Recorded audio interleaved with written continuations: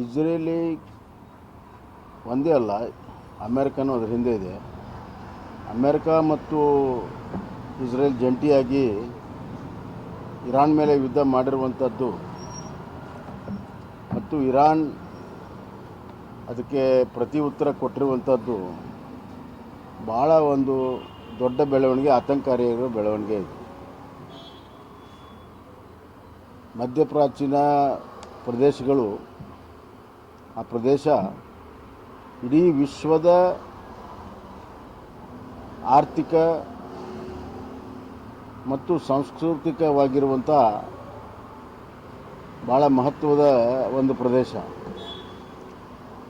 ಅಲ್ಲಿ ಹಲವಾರು ಯುದ್ಧಗಳನ್ನು ಕೂಡ ನಾವು ಕಂಡಿದ್ದೇವೆ, ಹಿಂದೂ ಕೂಡ ಕಂಡಿದ್ದೇವೆ. ಮೊದಲೆಲ್ಲ ಜೆರುಸಲೇಮಿಗಾಗಿ ಯುದ್ಧ ನೋಡಿದ್ವಿ ನಾವು, ಅಂದರೆ ಧರ್ಮಕ್ಕಾಗಿ ಯುದ್ಧ ಇತ್ತು. ಈಗ ಆಯಿಲ್ಗಾಗಿ ಯುದ್ಧ ಇದೆ, ವಾಣಿಜ್ಯಕ್ಕಾಗಿ ಯುದ್ಧ ಇದೆ. ಅದರ ಜೊತೆಗೆ ಧಾರ್ಮಿಕವಾಗಿರುವಂಥ ಒಂದು ಅಂಶವೂ ಕೂಡ ಇದರಲ್ಲಿ ಅಳವಡಿಸಿದೆ. ಇದು ಇಡೀ ವಿಶ್ವಕ್ಕೆ ಭಾಳ ದೊಡ್ಡ ಆತಂಕವನ್ನು ತಂದುಕೊಡುವಂಥ ಒಂದು ಯುದ್ಧ ಆಗಿದೆ. ಅಮೇರಿಕ ತನ್ನ ಹಿಡಿತವನ್ನು ಇಡೀ ವಿಶ್ವದ ಎನರ್ಜಿ ಮೇಲೆ, ಆಯಿಲ್ ಮೇಲೆ ಸ್ಥಾಪನೆ ಮಾಡುವ ಹುನ್ನಾರದಲ್ಲಿ ಇಡೀ ವಿಶ್ವವನ್ನೇ ಅಲ್ಲೋಲ ಕಲ್ಲೋಲ ಮಾಡಿರುವಂಥದ್ದು ಅಮೇರಿಕ. ನನಗನ್ನಿಸ್ತಾ ಇದೆ ಅಮೇರಿಕ ಯಾರ ಮಾತು ಕೇಳುವಂಥ ಪರಿಸ್ಥಿತಿಯಲ್ಲಿಲ್ಲ. ಯುನೈಟೆಡ್ ನೇಷನ್ನು ಕೂಡ ಮಾತಾಡಿದಾಗ ಅದಕ್ಕೂ ಕೂಡ ಕಿಮ್ಮತ್ತು ಕೊಡದ ರೀತಿಯಲ್ಲಿ ಟ್ರಂಪ್ ಅವರು ಮಾತನಾಡಿದ್ದಾರೆ. ಇನ್ನು ಮೂರನೇ ವಿಶ್ವ ಮಹಾಯುದ್ಧ ಆಗುವಂಥದ್ದು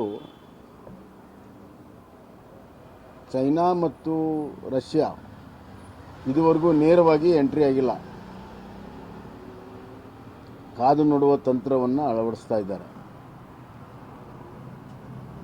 ಅವರು ಕೂಡ ಇನ್ನು ಪ್ರಾಕ್ಸಿ ವಾರಲ್ಲಿ ತೊಡಗಿದರೆ ಅದು ದೊಡ್ಡ ಪ್ರಮಾಣದ ಮೂರನೇ ಮಹಾಯುದ್ಧ ಆಗುವ ಸಂದರ್ಭ ಇದೆ. ಭಾಳಷ್ಟು ಜೀವಹಾನಿ, ಆರ್ಥಿಕ ಹಾನಿ, ವಿಶ್ವಕ್ಕೆ ತುಂಬಲಾರದ ಹಾನಿ ಹಾಕಿಂತ ಮುಂಚೆ ಇಡೀ ವಿಶ್ವದ ಎಲ್ಲ ನಾಯಕರು ಇದರ ಬಗ್ಗೆ ಚಿಂತನೆಯನ್ನು ಮಾಡಬೇಕು. ಈ ಯುದ್ಧ ನಿಲ್ಲಿಸೋದಕ್ಕೆ ಸರ್ವ ರೀತಿ ಪ್ರಯತ್ನಗಳಾಗಬೇಕು.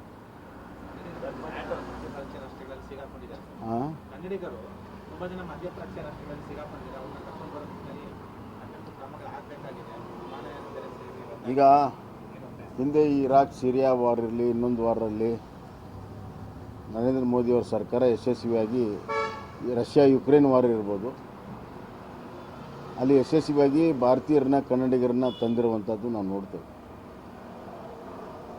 ಅದೇ ಪ್ರಕ್ರಿಯೆ ಇಲ್ಲಿನೂ ಕೂಡ ಪ್ರಾರಂಭ ಆಗಬೇಕು. ಸರಿಯಾದ ಸಮಯಕ್ಕಾಗಿ ಕಾಯ್ತಾ ಇದ್ದಾರೆ. ಒಂದು ಸ್ವಲ್ಪ ಶಾಂತಿಯಲ್ಲಿ ನೆಲೆಸಿದರೆ, ವಿಮಾನಗಳ ಹಾರಾಟ ಪ್ರಾರಂಭ ಆದರೆ ಖಂಡಿತವಾಗಿಯೂ ಆ ಕೆಲಸ, ಆ ಪ್ರಕ್ರಿಯೆ ಪ್ರಾರಂಭ ಆಗುತ್ತೆ. ಆದರೆ ಈ ಬಾರಿ ಇರಾನು ಎಲ್ಲ ಅಮೇರಿಕನ್ ಬೇಸ್ ಇರುವಂಥ ರಾಷ್ಟ್ರಗಳ ಮೇಲೆ ಯುದ್ಧ ಮಾಡಿದ್ದರಿಂದ, ಅದು ದುಬೈ ಇರ್ಬೋದು, ಅಬುಧಾಬಿ ಇರ್ಬೋದು, ಕುವೈತ್ ಇರ್ಬೋದು, ಒಮಾನ್ ಇರ್ಬೋದು, ಸೌದಿ ಅರೇಬಿಯಾ ಇರ್ಬೋದು, ಒಂದೇ ಸತಿಗೆ ಇದೆಲ್ಲವನ್ನು ಯುದ್ಧ ಮಾಡಿದ್ರಿಂದ ಇಲ್ಲಿ ಎಲ್ಲ ದೇಶದಲ್ಲೂ ಭಾರತೀಯರಿದ್ದಾರೆ, ಕನ್ನಡಿಗರಿದ್ದಾರೆ, ಕೂಲಿ ಕೆಲಸಕ್ಕೆ ಮಾಡೋ ಕಾರ್ಮಿಕರಿಂದ ಹಿಡಿದು ಉದ್ಯೋಗಪತಿಗಳಿದ್ದಾರೆ. ದೊಡ್ಡ ದೊಡ್ಡ ಉದ್ಯೋಗ ಮಾಡುವಂಥವ್ರು ಭಾರತೀಯರಿದ್ದಾರೆ. ದೊಡ್ಡ ಪ್ರಮಾಣದಲ್ಲಿ ಭಾರತೀಯರ ಸಂಖ್ಯೆ ಇರುವಂಥ ರಾಷ್ಟ್ರಗಳು ಇವೆಲ್ಲ. ಒಂದೇ ಬಾರಿ ಯುದ್ಧ ಆಗಿದ್ದರಿಂದ ಇದಕ್ಕೆ ಇನ್ನಷ್ಟು ಪ್ರಬುದ್ಧವಾಗಿ ಇದನ್ನು ನಾವೆಲ್ಲ ಹ್ಯಾಂಡಲ್ ಮಾಡಬೇಕು. ರಾಜ್ಯ ಸರ್ಕಾರವೂ ಕೂಡ ಭಾಳ ಮಹತ್ವದ ಪಾತ್ರ ವಹಿಸಬೇಕು.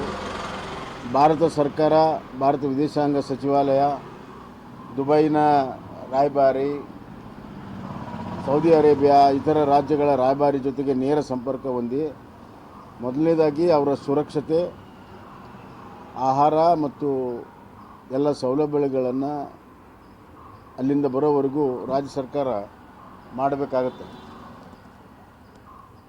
ಈ ಯುದ್ಧದಲ್ಲಿ ನ್ಯಾಟೋ ಪಡೆನೂ ಕೂಡ ಜಾಯ್ನ್ ಆಗುತ್ತೆ ಅಂತ ಒಂದು ಮಾತು ಲಂಡನ್ ಈಗಾಗಲೇ ಎಂಟ್ರಿ ಆಗಿದೆ. ಅಲ್ಲ, ಅದೀಗೆಲ್ಲ ಕಾದು ನೋಡುವಂಥ ತಂತ್ರ ಇದೆ ಸದ್ಯಕ್ಕೆ. ಈ ಯುದ್ಧ ಮುಂದುವರೆದ್ರೆ ಭಾಳ ದೊಡ್ಡ ಪ್ರಮಾಣದಲ್ಲಿ ಎಲ್ಲ ಆ ಭಾಗದ ಎಲ್ಲ ದೇಶಗಳು ತೊಡಗಿದರೆ ಅದು ಮತ್ತೆ ಚೈನಾ ಮತ್ತು ರಷ್ಯಾ ಎರಡು ಪ್ರಮುಖ ರಾಷ್ಟ್ರಗಳು ಅವುಗಳ ತೀರ್ಮಾನದ ಮೇಲೆ ಮುಂದಿನ ಸ್ಥಿತಿಗತಿ ನಿಂತಿದೆ. ಭಾರತ ಮೊದಲಿಂದನೂ ಕೂಡ ಈ ರಾಷ್ಟ್ರಗಳ ಅಲ್ಲಿ ದಾಳಿಯಾಗಿದೆ ಆ ರಾಷ್ಟ್ರಗಳ ಜೊತೆಗೆ ಉತ್ತಮವಾದ ಸಂಬಂಧ ಇದೆ. ಹೀಗಾಗಿ ಭಾಳ ದೊಡ್ಡ ಜನಸಂಖ್ಯೆ ಕೂಡ ಅಲ್ಲಿದೆ ಮತ್ತು ಭಾರತ ತನ್ನ ಆಯಿಲು ಮತ್ತು ಇತರ ರಿಸೋರ್ಸ್ಗೂ ಕೂಡ ಇದರ ಮೇಲೆ ಅವಲಂಬಿತವಾಗಿತ್ತು. ಹೀಗಾಗಿ ಭಾರತದ ಮೇಲೂ ಕೂಡ ಇದು ಪರಿಣಾಮ ಆಗ್ತದೆ. ನಾನು ನಿಮ್ಗೆ ನೆನಪು ಮಾಡಿಕೊಡ್ತೀನಿ, ಸದಾಮ್ ಹುಸೇನ್ ಇರಾಕ್ ಮೇಲೆ ಅಮೇರಿಕ ಯುದ್ಧ ಮಾಡಿದಾಗ ಆಯಿಲ್ ಸಮಸ್ಯೆ ಆಗಿ ಇಲ್ಲಿ ಪೆಟ್ರೋಲ್ ಬಂಕ್ ಹತ್ರ ದೊಡ್ಡ ದೊಡ್ಡ ಕ್ಯೂಗಳಿತ್ತು 10 ವರ್ಷದ ಹಿಂದೆ. ಅದೇ ಸ್ಥಿತಿ ಬರುವಂಥ ಆತಂಕ ಇದೆ. ಕೇಂದ್ರದ ಗೃಹ ಇಲಾಖೆ ರಾಜ್ಯಗಳಿಗೆ ಒಂದು ಪತ್ರ ಬರೆದಿದೆ 20ನೇ ತಾರೀಕು. ಖಮೇನಿ ಬೆಂಬಲಿಗರು ಮತ್ತು ಇರಾನ್ ಬೆಂಬಲಿಗರು ಪ್ರಚೋದನಾತ್ಮಕ ಧರ್ಮೋಪದೇಶ ಮಾಡೋರು ಯಾರಂತ ಪತ್ತೆ ಹಚ್ಚಬೇಕು. ಯಾಕಂದರೆ ಸಂಭಾವ್ಯ ಹಿಂಸಾತ್ಮಕ ಚಟುವಟಿಕೆ ಭಾರತದಲ್ಲೂ ಆಗಬಹುದು ಅನ್ನುವಂಥ ಆತಂಕ ವ್ಯಕ್ತಪಡಿಸಿದೆ. ರಾಜ್ಯಗಳಿಗೆ ಪತ್ರ ಬರೆದಿದೆ. ಈಗ ಒಂದು ರೀತಿಯಲ್ಲಿ ನೋಡಿದ್ರೆ ಬೇರೆ ಪಾಕಿಸ್ತಾನ ಇರ್ಬೋದು ಮತ್ತು ಬೇರೆ ಬೇರೆ ದೇಶಗಳಲ್ಲಿ ಅಲ್ಲಾಗಿರುವ ಹಿಂಸೆ ನೋಡಿದಾಗ ಭಾರತದಲ್ಲಿ ಅಂಥದ್ದಕ್ಕೆ ಯಾವುದಕ್ಕೂ ಕೂಡ ಅವಕಾಶ ಆಗಿಲ್ಲ. ಪ್ರತಿಭಟನೆ ಆಗಿದೆ, ಆದರೆ ಯಾವುದೇ ರೀತಿಯ ಹಿಂಸಾತ್ಮಕ ಚಟುವಟಿಕೆ ಆಗಲಿಲ್ಲವಂಥದ್ದು ಒಂದು ಒಳ್ಳೆಯ ಬೆಳವಣಿಗೆ. ಅಲ್ಲ, ಇವೆಲ್ಲ ಕ್ರಮಗಳಿಂದ ಯಾವುದೂ ಹಿಂಸೆ ಆಗಿಲ್ಲ. ಇಲ್ಲಿದ್ದರೆ ಪಾಕಿಸ್ತಾನದಲ್ಲಿ ಗೋಲಿಬಾರ್ ಆಗಿದೆ, US ಕೌನ್ಸುಲೇಟ್ ಮೇಲೆ ಅಟ್ಯಾಕ್ ಆಗಿದೆ, ದುಬೈದಲ್ಲಾಗಿದೆ, ಎಲ್ಲ ಕಡೆ ಪ್ರತಿಭಟನೆ ಆಗಿದೆ.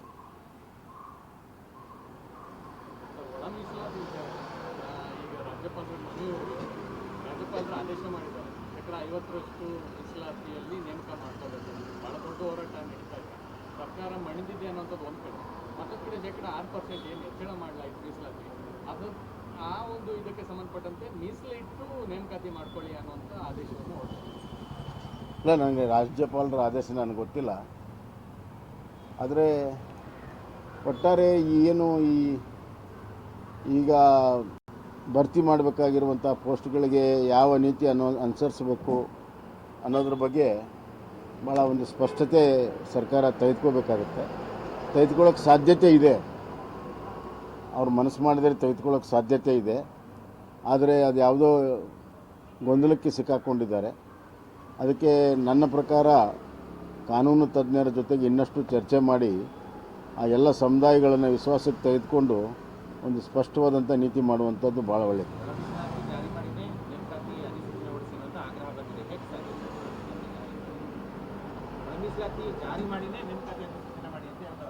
ಅಲ್ಲ, ಈಗ ಅಲ್ಲಿ ಯಾಕಂದರೆ ರಾಜ್ಯ ಸರ್ಕಾರ ಒಳ ಮೀಸಲಾತಿ ಕಾನೂನು ಮಾಡಿದೆ, ಅಸೆಂಬ್ಲಿಯಲ್ಲಿ ಕಾನೂನು ಮಾಡಿ ರಾಜ್ಯಪಾಲರಿಗೆ ಹೋಗಿ ರಾಜ್ಯಪಾಲರು ಕೂಡ ಈಗ ಒಪ್ಪಿಗೆ ಕೊಟ್ಟಿದ್ದಾರೆ. ಅದಕ್ಕಾಗಿ ಸಹಜವಾಗಿ ಆ ಸಮಾಜದವರೆಲ್ಲ ಒಳ ಮೀಸಲಾತಿ ಕೊಡಿ ಅಂತ. ಈಗ ಒಳ ಮೀಸಲಾತಿ ಯಾವ ಪರ್ಸೆಂಟೇಜಲ್ಲಿ ಕೊಡಬೇಕನ್ನುವಂಥದ್ದು ಮಾತ್ರ ಸಮಸ್ಯೆ ಇರುವಂಥದ್ದು. ಈ ಸಮಸ್ಯೆನ ಜಟಿಲಗೊಳಿಸಬಾರ್ದು, ಸಿಂಪ್ಲಿಫೈ ಮಾಡಬೇಕು. ಯಾವ ಪರ್ಸೆಂಟೇಜಲ್ಲಿ ಮಾಡಬೇಕು ಅನ್ನುವಂಥದ್ದು, ಅದರ ಬಗ್ಗೆ ಸ್ವಲ್ಪ ಕಾನೂನಿನ ತಜ್ಞರ ಜೊತೆಗೆಲ್ಲ ಚರ್ಚೆ ಮಾಡಿ ಅಂತಿಮವಾಗಿ ಅದಾಗಬೇಕಾಗುತ್ತೆ. ಒಂದು ಭಾಳ ಸ್ಪಷ್ಟವಾಗಿದೆ, ಸಂವಿಧಾನದಲ್ಲಿ ಬಾಬಾ ಸಾಹೇಬ್ ಅಂಬೇಡ್ಕರ್ ಅವರು ಜನಸಂಖ್ಯೆ ಅನುಗುಣವಾಗಿ ಮೀಸಲಾತಿ ಇರಬೇಕು ಅನ್ನುವಂಥದ್ದು ಸಂವಿಧಾನದಲ್ಲಿ ಅಳವಡಿಸಿದ್ದಾರೆ. ಆ ಅಂಶವು ಅದೇ ಬೇಸಿಸ್ ಮುಖ್ಯದ್ದು ಎಲ್ಲದಕ್ಕೂ. ಅದನ್ನು ಕೂಡ ಗಮನಿಸಿ ಕಾನೂನು ತಜ್ಞರ ಜೊತೆಗೆ ಚರ್ಚೆ ಮಾಡಿ ಸಂಬಂಧಪಟ್ಟಂಥ ಏನು ಒಳ ಮೀಸಲಾತಿಯ ವಿಚಾರದಲ್ಲಿ ಸಂಬಂಧಪಟ್ಟಂಥ ಸಮುದಾಯಗಳು ಈಗಾಗಲೇ ನಮ್ಮ ನಾಗಮೋಹನ್ ದಾಸ್ ಕಮಿಟಿ ಮುಂದೆಲ್ಲ ಹೋಗಿದ್ರಲ್ಲ, ಆ ಸಮುದಾಯಗಳಿಗಿನ ವಿಶ್ವಾಸಕ್ಕೆ ತೆಗೆದುಕೊಂಡು ಮುಂದುವರೆದ್ರೆ ಸಮಸ್ಯೆ ಬಗೆಹರಿತದೆ. ಗುಪ್ತಚರ ಇಲಾಖೆ ಗುಪ್ತಚರ ಇಲಾಖೆ ರಾಜ್ಯದ ಅಭಿವೃದ್ಧಿ ವಿಚಾರವಾಗಿ ಬಳಕೆ ಆಗೋದಕ್ಕೆ ಬದಲಾಗಿ ಡಿಸಿಎಂ ಪರವಾಗಿ ಎಷ್ಟು ಜನ ಶಾಸಕರು ಸೇರ್ತಿದ್ದಾರೆ ಅನ್ನುವಂಥ ಪತ್ತೆ ಹಚ್ಚುವ ನಿಟ್ಟಿನಲ್ಲಿ ಬಳಕೆ ಆಗ್ತಿದೆ ಅನ್ನೋದನ್ನು ವಿಪಕ್ಷ ಬಿಜೆಪಿ ಆರೋಪ ಮಾಡಿದ್ರು. ವಿಪಕ್ಷ ನಾಯಕರು ದೊಡ್ಡ ಆರೋಪವನ್ನು ಮಾಡಿದ್ರು. ಅಲ್ಲ, ಈಗ ಯಾವಾಗ ರಾಜಕೀಯ ಅಸ್ಥಿರತೆ ಇರ್ತದೆ ಆವಾಗ ಗುಪ್ತಚರ ಇಲಾಖೆ political reporting is also part of ಗುಪ್ತಚರ ಇಲಾಖೆ. ಮುಖ್ಯಮಂತ್ರಿಗಳ ಬಳಿ ಇರ್ತದೆ ಅದು. ಮುಖ್ಯಮಂತ್ರಿಗಳು ಅದನ್ನು ಯಾವ ರೀತಿ ಬಳಕೆ ಮಾಡ್ತಾರೆ, ತಮ್ಮದೇ ಪಕ್ಷದ ಶಾಸಕರ ಮೇಲೆ ನಿಗಾ ಇಡುವಂಥ ರಾಜಕೀಯ ಅನೈತಿಕವಾಗಿರುವಂಥ ಕ್ರಮಕ್ಕೆ ಮುಂದಾಗ್ತಾರೋ ಅಥವಾ ಇರುವಂಥ ಮಾಹಿತಿಯಿಂದ ನೇರವಾಗಿ ಅವ್ರ ಜೊತೆಗೆ ಸಂಪರ್ಕವನ್ನು ಬೆಳೆಸ್ತಾರೋ, ಅದು ನೈತಿಕವಾಗಿ ಅವರು ಅದನ್ನು ನೋಡ್ತಾರೋ ಅನೈತಿಕವಾಗಿ ಅದನ್ನು ಮಾಡ್ತಾರೋ ಅನ್ನುವಂಥದ್ದು ಅದರ ಮೇಲೆ ಡಿಪೆಂಡ್ ಆಗಿದೆ.